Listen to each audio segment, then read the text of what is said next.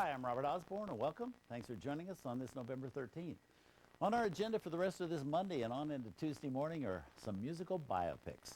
Dramatic tales for the most part, all accompanied by great songs as we hear the stories of some famous real-life music makers, such as legendary big band drummer Gene Krupa, Broadway showman Al Jolson, and two famed composers, W.C. Handy and Cole Porter.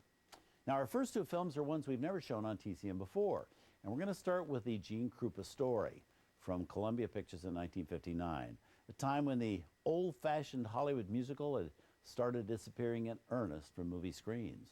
At this time, audiences were having their musical appetites fed instead by a wide number of variety shows on television, and only rarely now did a movie musical emerge from Hollywood.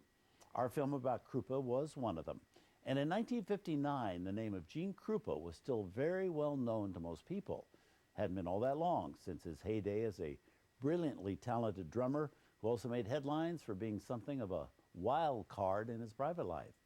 In the movie, he's played by Sal Mineo, who was a big name among teenage fans and had been since he'd played James Dean's pal in Rebel Without a Cause 4 years earlier.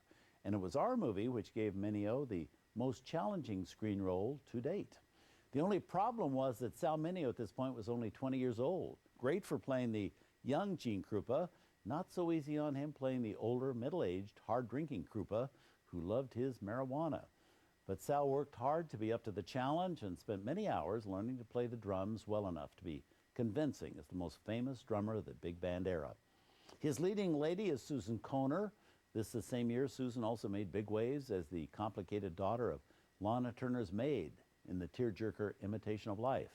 And this movie was a reunion for Susan and Sal Mineo, who'd earlier co-starred in a movie called Dino.